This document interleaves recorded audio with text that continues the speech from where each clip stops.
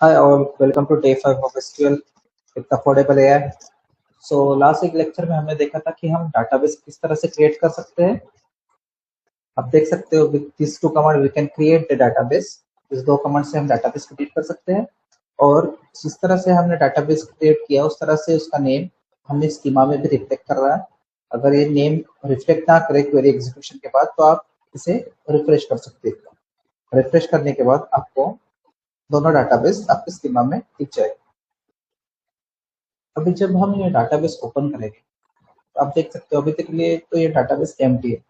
ठीक है, कुछ इसके अंदर टेबल क्रिएट नहीं किया हमने, डाटा इंसर्ट नहीं किया।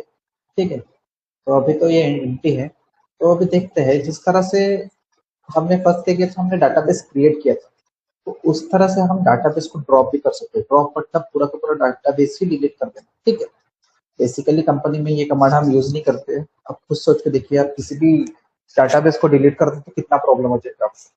ठीक है, सो किस तरह से कर सकते हैं वो देखते हैं। ड्रॉप के लिए हमारे पास सिंपल कमांड होती है ड्रॉप।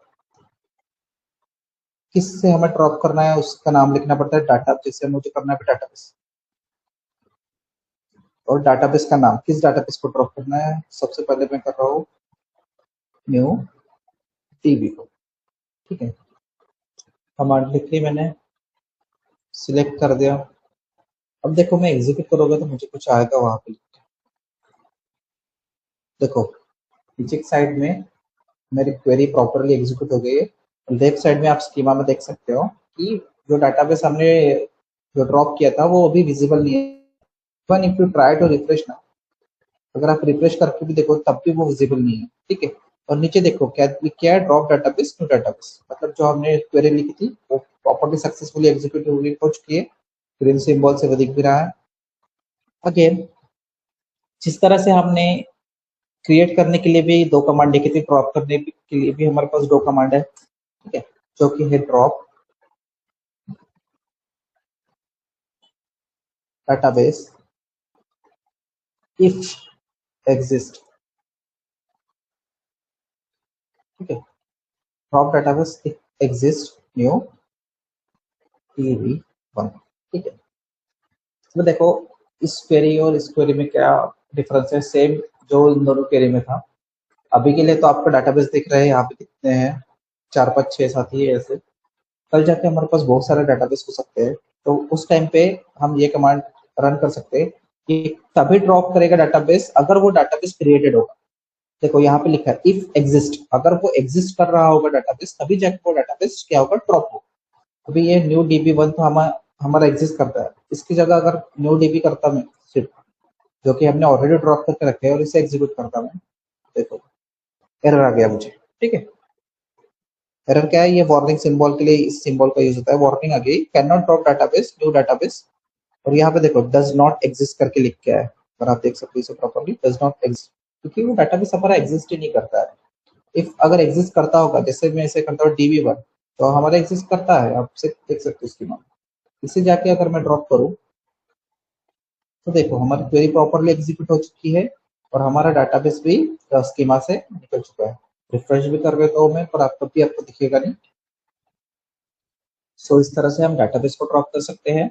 ठीक है, अभी डाटाबेस तो हमारा ड्रॉप हो चुका है, तो ड्रॉप वाले कमांड आपको समझ गए। डाटाबेस के साथ हम इसे एक बार टेबल के साथ भी देखेंगे ड्रॉप कमांड को। ठीक है, तो अभी हम फिर से डाटाबेस अपना क्रिएट कर देते हैं। हमारा डाटाबेस क्रिएट हो गया है, हमें अभी के लिए एक ही डाटाबेस की जरूरत है, तो इसे हम रिफ्रेश करते हैं और हमारा डाटाबेस प्रॉपरली विजिबल हो रहा है हमारे स्कीमा में। ठीक है, अगर आपको देखना है कि आपके स्कीमा में कितने डाटाबेस अवेलेबल है तो आप क्या कर सकते हैं, शो क्वेरी का यूज करके क्या देखना है आपको, डाटाबेस और इसे एग्जीक्यूट कर दोगे आप। ठीक है, अगर आप ये क्वेरी एग्जीक्यूट करोगे शो डाटाबेसेस की, उसे देखो इतने आपके डाटाबेस क्या है सिक्वल में आपके क्रिएटेड है MySQL अभी के लिए। आप देख सकते हो न्यू डीबी हमारा जो डाटाबेस हमने क्रिएट किया वो भी प्रॉपर्ली यहाँ दिख रहा है। ठीक है, ये हमारी टेबल की आउटपुट विंडो होती है, यहाँ पे हमें अपना पूरा डाटा दिखता है। जो आप इंसर्ट करोगे वो सब आपको यहाँ पे, जब आप उसे फेच करोगे तब आपको दिखेगा। आप हम सामने सामने जाके इसे भी देखेंगे। ठीक है, सो अभी हमने देख लिया कि डाटाबेस कैसे क्रिएट करते हैं, डाटाबेस को ड्रॉप कैसे करते हैं, और डाटाबेस स्कीमा में से हम अपने टेबल फॉर्म में कैसे बाहर शो कर सकते हैं, कितने डेटाबेस हमारे पास अवेलेबल है। ठीक है, अभी हम क्या देखेंगे ओके कि हम टेबल कैसे क्रिएट करें। अभी देखो हमारा फर्स्ट लेयर हो गई, हमारा डाटाबेस तो क्रिएट हो गया। अभी हमें टेबल क्रिएट करना है, क्यों? क्योंकि हमें रिकॉर्ड इंसर्ट करना है। मैंने आपको बताया था डाटाबेस के अंदर हमारे मल्टीपल टेबल होते हैं और मल्टीपल टेबल्स के अंदर हमारे रिकॉर्ड होते हैं। ठीक है, तो इसलिए हमें सबसे पहले टेबल क्रिएट करना है। जैसे मैंने बताया था, क्रिएट करने के लिए सिंपल क्रिएट कमांड होती है। इसको क्रिएट करना तो क्रिएट, किसे क्रिएट करना है हमें? टेबल। टेबल का नाम, टेबल का नाम मैं देता हूँ अभी एम्प्लॉय करके। ठीक है, एक एम्प्लॉय का टेबल क्रिएट कर रहे हैं, नहीं तो स्टूडेंट का भी क्रिएट कर सकते हैं। ये जस्ट टेबल नेम है, तो आपको जो टेबल का नाम देना है आप दे सकते हो। ठीक है, अभी हम एक टेबल क्रिएट कर रहे हैं तो हमें उसे बताना भी पड़ेगा कि हमारे टेबल में कॉलम कौन कौन से होते हैं। जैसे स्टूडेंट के लिए क्या होता है, स्टूडेंट की एक आईडी होगी। ठीक है, और जो होगी इंटीजर। इसे भी बताता हूँ मैं क्या होता है, ये डाटा टाइप्स होते हैं। स्टूडेंट का नेम होगा, ठीक है,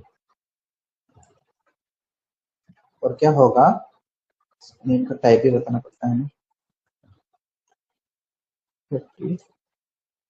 हम देखेंगे स्टूडेंट की, अभी के लिए हम लेते हैं सिटी। इस सिटी को स्टूडेंट को बिलोंग करता है। ठीक है,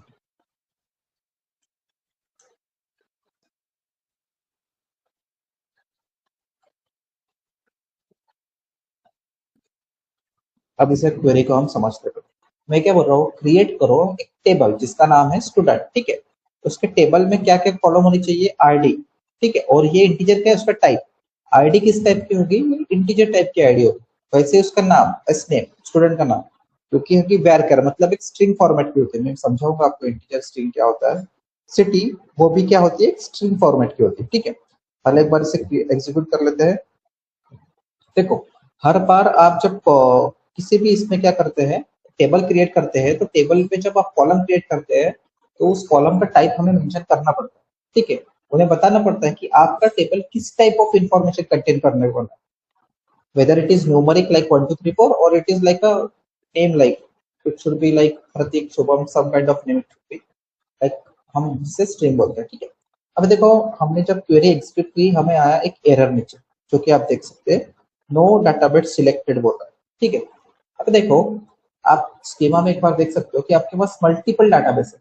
ठीक है, बट आपके माइस्क्यूल को आप कैसे पता चलेगा कि आप किस डाटाबेस पे अभी काम करना चाहते हो? ठीक है, आपको बताना तो पड़ेगा, नहीं मुझे आज इस डाटाबेस पे काम करना है, आज मुझे डीबी पे काम करना है, आज मुझे किसी स्टूडेंट नाम के डाटाबेस पे या वर्ल्ड नाम के डाटाबेस पे काम करना है। उसके लिए हमारे पास एक कमांड होती है, सिंपल कमांड, यूज।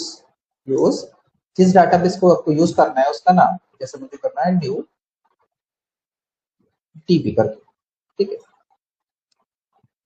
जैसे देखो अब आप एक बार स्कीमा देख लो लेफ्ट साइड में। ठीक है, और अब जब मैं क्वेरी एग्जीक्यूट करता तब आप स्कीमा देखो, सक्सेसफुली एग्जीक्यूट हो गई। और देखिए आप जैसे आपने यूज डाटाबेस, जैसे एसक्यूएल को बता दिया मैं एसक्यूएल को कि अभी मैं इस डाटाबेस पे काम करना चाहता हूँ, तो उसने न्यू डाटाबेस को हाईलाइटेड कर दिया। ठीक है, जब भी ऐसा कोई हाईलाइटेड टिक हो मतलब आपका काम अभी इस डाटाबेस पे काम चल रहा है, ऐसे समझ लेना। ठीक है, अब जाके जब मैं ये क्वेरी रन करता हूँ मुझे एरर नहीं आएगा। देखो मेरी क्वेरी सक्सेसफुली रन हो गई।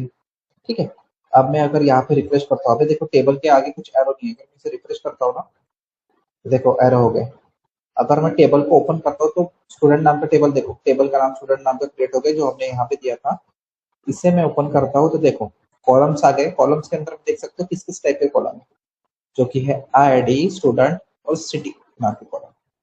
ठीक है, ओके, सो हमने अभी तक टेबल क्रिएट कर लिया है। अब नेक्स्ट लेक्चर में हम देखें कि ये डाटा टाइप्स क्या होते हैं, जो कि हम कॉलम के नाम के साथ देते हैं, और देखेंगे कि हम डाटा कैसे इंसर्ट कर सकते हैं टेबल के अंदर। ठीक है, ओके देन।